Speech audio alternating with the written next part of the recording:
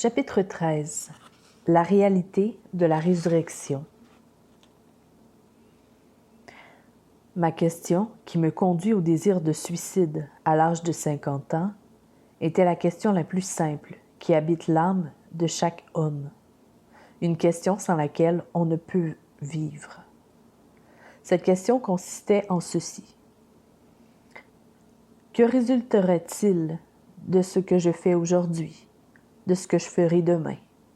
Que résultera-t-il de toute ma vie? Que sert de vivre, de désirer quelque chose, de faire quelque chose? Et l'on pouvait donner à cette question une autre expression encore. Est-il dans ma vie un sens qui ne soit détruit par l'inévitable mort qui m'attend? Citation de Léon Tolstoï, Confession. À l'époque où j'étudiais la philosophie et la religion à l'université, j'ai appris que la résurrection de Jésus constituait un problème historique majeur, quel que soit le regard qu'on portait sur elle. La plupart des historiens modernes partent du principe que les miracles ne peuvent pas exister, ce qui rend l'affirmation de la résurrection extrêmement problématique.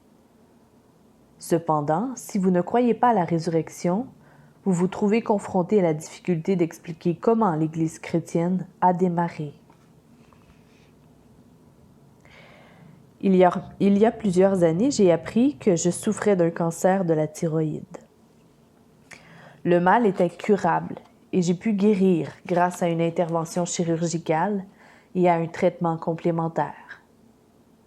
Néanmoins, pour paraphraser Samuel Johnson, lorsque le mot cancer est associé à votre nom, quelles que soient les circonstances, il y a la capacité de vous rendre merveilleusement attentif. Au cours de mon traitement, j'ai découvert le livre The Resurrection of the Son of God de N.T. Wright. Il s'agit du dernier ouvrage historique écrit sur la résurrection de Jésus. Je l'ai lu avec beaucoup d'attention. Il est devenu tout à fait clair pour moi qu'il y avait là bien plus qu'une question historique et philosophique.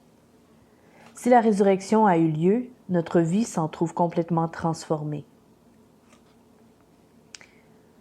Des gens m'abordent parfois en disant « J'ai vraiment du mal avec cet aspect de l'enseignement chrétien.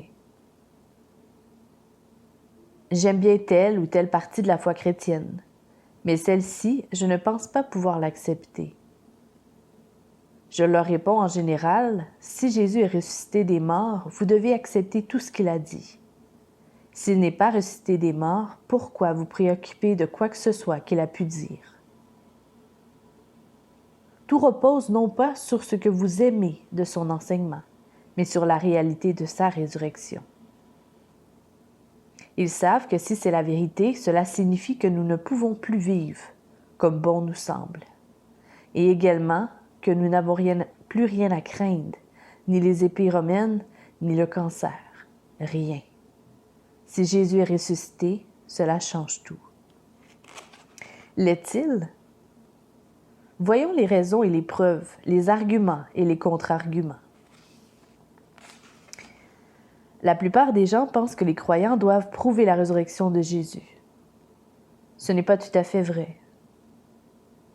Ceux qui n'y croient pas doivent eux aussi apporter des preuves. Il ne suffit pas de croire simplement que Jésus n'est pas revenu à la vie. Vous devez proposer une autre interprétation plausible sur le plan historique pour justifier la naissance de l'Église. Vous devez fournir une autre explication acceptable de la manière dont les choses ont commencé. La majorité des gens qui rejettent la résurrection suggèrent un scénario comparable à ce qui suit. Les gens de cette époque, disait-il, n'avaient pas nos connaissances scientifiques à propos du monde. Ils croyaient aux phénomènes magiques et surnaturels. Ils étaient des proies faciles pour ceux qui racontent que Jésus était ressuscité, car ils pensaient que l'on pouvait revenir de la mort. Les disciples de Jésus ont été écrasés de chagrin lorsqu'il a été tué. Comme ils croyaient qu'il était le Messie, Ils ont peut-être commencé à avoir le sentiment qu'il était toujours avec eux, les guidant, vivant en esprit dans leur cœur. Certains ont peut-être même eu des visions dans lesquelles il leur parlait. Au fil des décennies, l'impression que le Christ continuait de vivre spirituellement a donné lieu à des récits évoquant un retour physique. Les comptes rendus de la résurrection dans les 4 évangiles ont été inventés pour étayer cette croyance. Cette version semble plausible au commun des mortels, mais uniquement par ignorance du contexte historique et culturel de l'époque.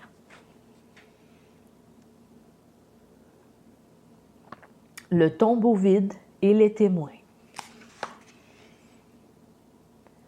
La première erreur de ce récit alternatif est d'affirmer que les comptes rendus des évangiles de Matthieu, Marc, Luc et Jean sur la résurrection ont été élaborés plus tard, longtemps après les événements. Les 2 principaux aspects de ces textes, le tombeau vide et les témoins oculaires, auraient été créés de toutes pièces. Cela ne peut pas être vrai. Les premiers récits du tombeau vide et des témoins oculaires ne se trouvent pas dans les évangiles, mais dans les lettres de Paul, qui, selon tous les historiens, ont été écrites entre 15 et 20 ans après la mort de Jésus. L'un des passages les plus intéressants est 1 Corinthiens 15, versets 3 à 6. Ça va comme suit. « Je vous ai transmis comme un enseignement de première importance ce que j'avais moi-même reçu. Le Christ est mort pour nos péchés, conformément aux Écritures. Il a été mis au tombeau. Il est ressuscité le 3e jour, comme l'avaient annoncé les Écritures. Il est apparu à Pierre, puis aux 12. Après cela, il a été vu par plus de 500 frères à la fois, dont la plupart vivent encore aujourd'hui. Quelques-uns d'entre eux seulement sont morts. »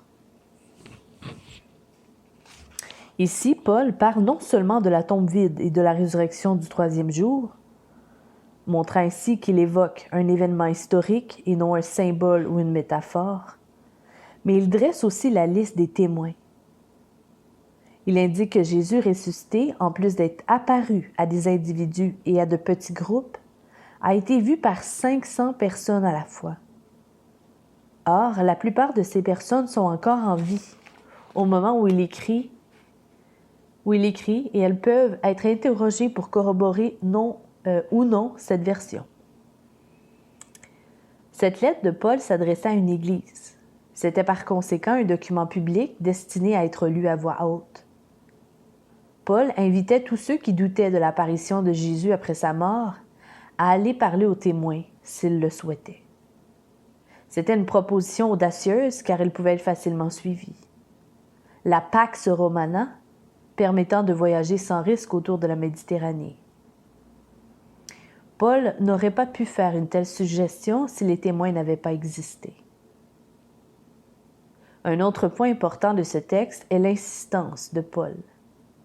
Il précise qu'il rapporte fidèlement le témoignage qu'il a reçu. 10, 11.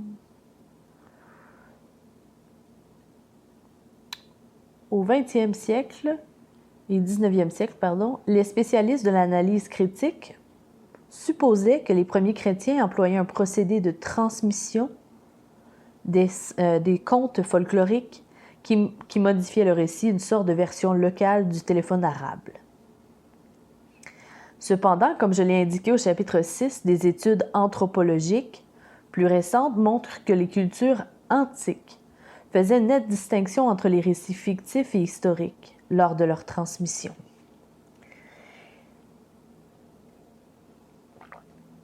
Il n'était pas permis de transformer les rapports historiques. C'est ce qu'affirme Paul. Les comptes rendus sur la résurrection étaient transmis tels qu'ils avaient été formulés par les témoins. Par ailleurs, les récits bibliques sur la résurrection posaient tellement de problèmes qu'ils ne pouvaient pas avoir été fabriqués. Chaque évangile déclare que les premiers témoins de la résurrection étaient des femmes. Elles étaient si peu considérées à l'époque que leur témoignage n'avait aucune valeur légale. L'Église n'avait aucun intérêt à raconter que tous les premiers témoins étaient des femmes. cela ne pouvait qu'affaiblir la crédibilité des propos. La mention de ces femmes comme premiers témoins ne s'applique que d'une façon. Elle était effectivement présente. Wright déclare ceux qui ont proclamé le message chrétien au tout début ont sans doute dû être soumis à une énorme pression pour effacer l'évocation des femmes. Ils ont estimé ne pas pouvoir le faire. L'histoire était bien trop connue. Les récits des premiers témoins de la résurrection devaient être électrisants et bouleversants. Ils ont dû être transmis et répétés pour que toute autre histoire relative à la vie de Jésus. Plus que toute autre histoire relative à la vie de Jésus. Wright soutient également que la véracité historique du tombeau vide et des récits des rencontres personnelles avec Jésus est encore plus apparente lorsqu'on les considère ensemble. En effet, s'il n'y avait eu qu'un tombeau vide et pas de rencontre, personne n'aurait conclu à une résurrection. Les gens auraient supposé que le cadavre avait été volé. Si, à l'inverse, Jésus avait été aperçu, mais que le tombeau n'avait pas été vide, personne n'aurait conclu à une résurrection, car il arrivait fréquemment que des gens racontent avoir revu des êtres chers après leur décès. Il fallait que les deux éléments soient l'un et l'autre vrai, pour que des gens aient cru à la résurrection de Jésus. Les lettres de Paul montrent que les chrétiens ont proclamé la résurrection du corps du Christ dès le commencement. Cela signifie que la tombe devait être vide. Personne à Jérusalem n'aurait cru à la prédication de l'Évangile si le corps n'avait pas disparu. Les sceptiques auraient pu facilement produire le cadavre décomposé de Jésus. En outre, Paul n'aurait pas pu raconter dans un document public qu'il y avait une multitude de témoins si ces derniers n'avaient pas existé. Nous ne pouvons pas nous permettre le luxe de croire que les récits de la résurrection ont été échafaudés des années plus tard. Le tombeau de Jésus devait réellement être vide et des centaines de témoins ont proclamé qu'ils l'avaient vu, Jésus corporellement ressuscité.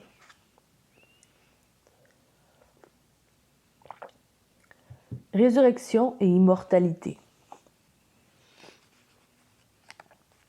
Il existe de très nets indices montrant que le tombeau était vide et que des centaines de gens affirmaient avoir vu le Christ ressuscité. Tout cela est solide, historiquement, comme le dit Wright. Néanmoins, objectera-t-on peut-être, ça ne prouve pas que Jésus est réellement ressuscité. Ses disciples voulaient sans doute désespérément croire qu'il n'était plus mort. Si quelqu'un a volé le corps afin de le faire croire à une résurrection, il est possible que beaucoup de gens aient pensé, en toute sincérité, l'avoir vu vivant. Quelques autres ont pu accepter d'en dire autant pour la bonne cause. La supposition qui sous-entend cette hypothèse très courante est une forme de snobisme chronologique, pour employer une expression de C.S. Lewis. Nous nous imaginons que les hommes modernes considèrent avec scepticisme les témoignages relatifs à une résurrection, alors que les anciens, crédules face aux manifestations surnaturelles, ont dû les accepter immédiatement. Il n'en est rien. Dans les différentes conceptions du monde qui dominaient à l'époque, la résurrection d'un corps était pratiquement inconcevable. N.T. Wright a procédé à des recherches approfondies sur la pensée non juive dans le monde méditerranéen du 1er siècle, à l'est comme à l'ouest. Il a conclu que dans la vision universellement admise, la résurrection était impossible. Pourquoi? Parce que dans la pensée gréco-romaine, l'esprit ou l'âme était bon, tandis que le monde physique et matériel était faible, corrompu et profanateur. Le physique, par définition, se désagrégeait toujours et le salut était donc vu comme une libération du corps. Selon ce point de vue, la résurrection n'était pas seulement impossible, elle était totalement indésirable. Aucun âme, une fois libérée du corps, n'aurait voulu y retourner. Même les gens qui croyaient à la réincarnation comprenaient que le retour à une vie incarnée équivalait au maintien en détention de l'âme. Le but était de se libérer du corps pour toujours. Dès que l'âme était délivrée du corps, le retour à une vie en chair était étrange, impensable et impossible.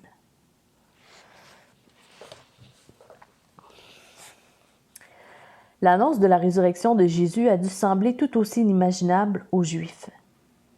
Contrairement aux Grecs, ils considéraient que le monde matériel et physique était bon. La mort n'était pas vue comme une libération du monde matériel, mais comme une tragédie. Au temps de Jésus, beaucoup de Juifs espéraient qu'ils auraient un jour une résurrection corporelle de tous les justes, au moment où Dieu renouvellerait le monde entier et ôterait toute souffrance et toute mort. Cependant, selon l'enseignement juif, la résurrection n'était qu'un élément de renouvellement complet de l'ensemble du monde.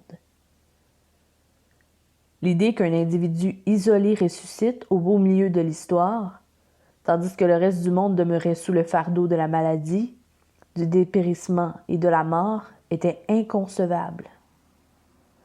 Si quelqu'un avait dit à un Juif au 1er siècle « Un tel est ressuscité des morts », sa réaction aurait été « Tu es fou ». Comment cela serait-il possible? La maladie et la mort ont-elles disparu? La véritable justice a-t-elle été établie dans le monde? Le loup dort-il avec l'agneau? C'est ridicule.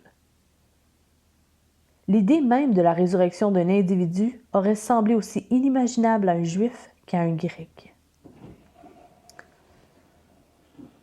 Au fil des ans, ceux qui doutaient de la résurrection ont suggéré que les disciples avaient peut-être eu des hallucinations, qui avaient imaginé Jésus leur apparaître et leur parler.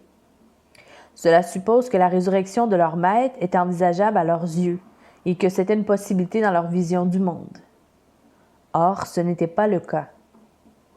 D'autres sceptiques ont mis en avant la théorie du complot selon laquelle les disciples auraient dérobé le corps et prétendu qu'il était vivant. Cette théorie suppose que les disciples s'attendaient à ce que d'autres Juifs soient prêts à croire au retour à la vie d'un individu. Rien de tout cela n'est possible. Les gens de cette époque ne croyaient pas plus à la résurrection corporelle que nos contemporains, même si leurs raisons n'étaient pas les mêmes. Le 1er siècle a connu beaucoup de mouvements messianiques, dont les soi-disant messies ont été exécutés. Cependant, dans aucun cas, il n'est fait la moindre allusion à l'annonce par les disciples de la résurrection de leur héros. Ils se gardaient bien d'une telle déclaration. La résurrection n'était pas un événement privé. Les révolutionnaires juifs, dont le leader avait été exécuté par les autorités et qui avaient réussi à ne pas se faire arrêter eux-mêmes, avaient deux options. Soit ils renonçaient à la révolution, soit ils se trouvaient un nouveau chef.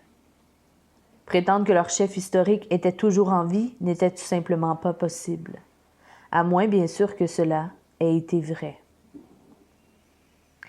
Il y eut des douzaines d'autres prétendus messies dont la vie et la carrière ont fini comme celle de Jésus. À moins de l'avoir vu ressusciter des morts, pourquoi les disciples de Jésus auraient-ils conclu que sa crucifixion n'était pas une défaite, mais une victoire?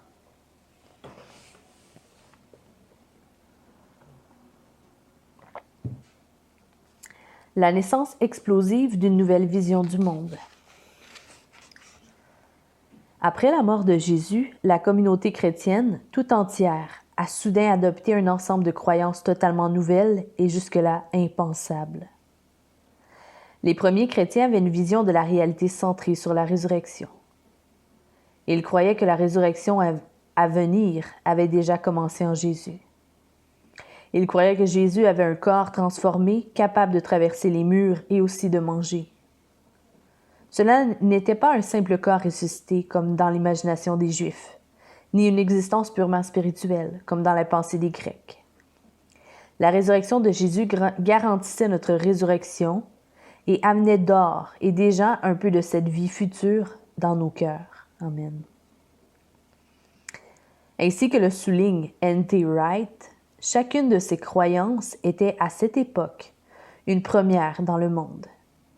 Mais dans chaque exemple que nous connaissons, il a fallu un certain temps pour qu'une vision du monde subsiste un tel bouleversement au sein d'un groupe. Des années de discussion et d'argumentation sont généralement nécessaires pour qu'une des tendances gagne, après que des penseurs et des écrivains ont longuement débattu, par exemple, de la nature de la résurrection. C'est de cette façon que se transforment la culture et les conceptions du monde. En revanche, le concept chrétien de la résurrection, sans précédent dans l'histoire, a jailli juste après la mort de Jésus, en étant déjà complètement élaboré. Il n'y a eu ni processus ni développement. Ses disciples ont dit que leur croyance n'était pas le produit de débats et de discussions.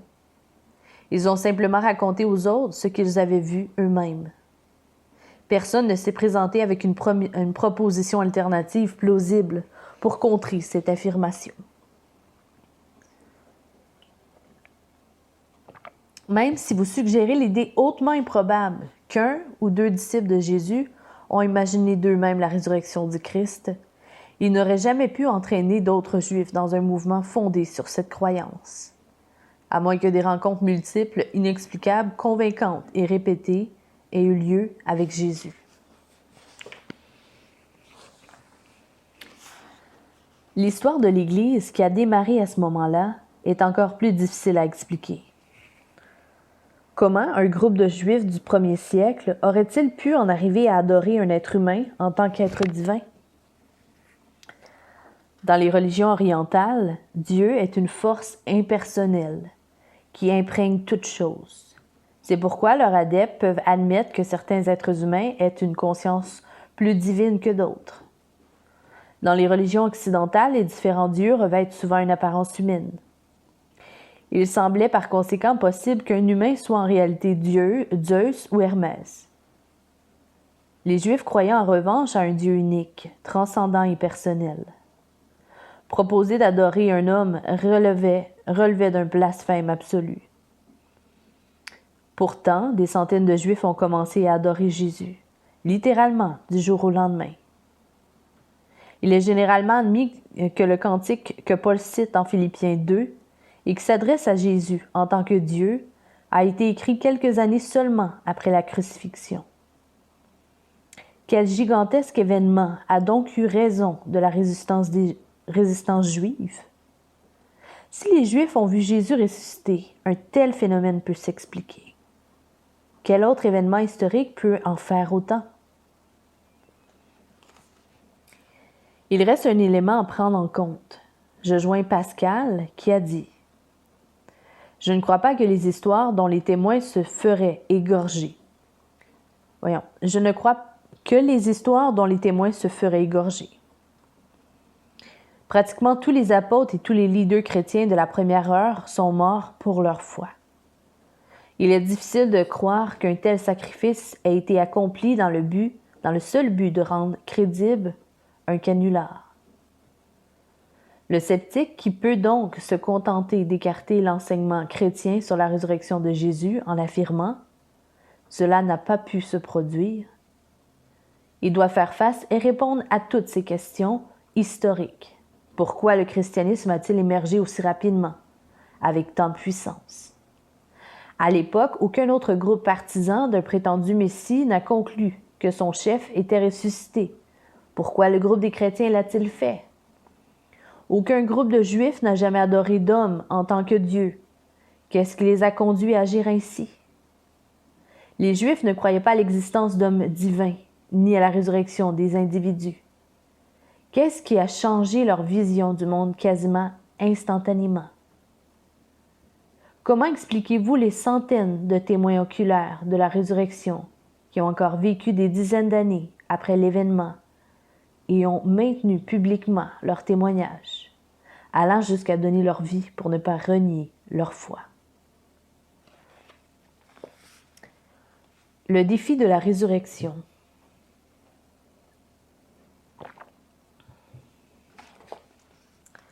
Aucun fait historique ne peut être prouvé comme on prouve en laboratoire.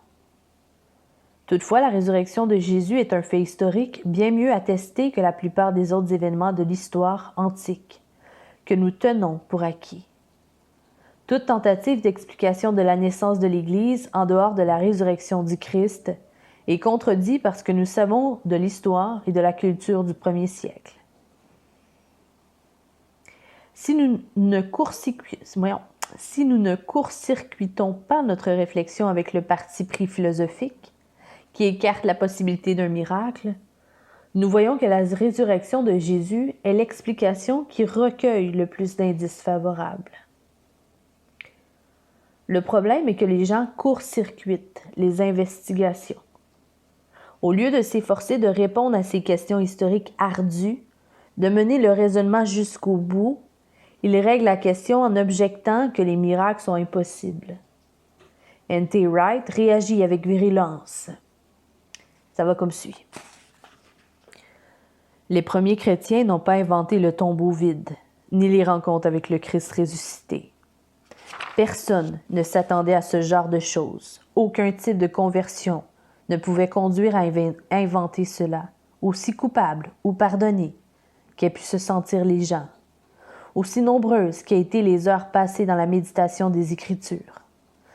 Suggérer le contraire revient à cesser de faire de l'histoire pour entrer dans un monde imaginaire à soi. Je comprends le point de vue de la personne qui déclare « peu importe que je ne trouve pas une autre explication ». La résurrection n'a tout simplement pas pu se produire. N'oublions pas cependant que les gens du premier siècle ont eu exactement la même réaction. La résurrection leur a paru aussi inconcevable qu'à nous et qu'à vous. À l'époque, les gens n'avaient qu'un seul moyen d'accepter la résurrection.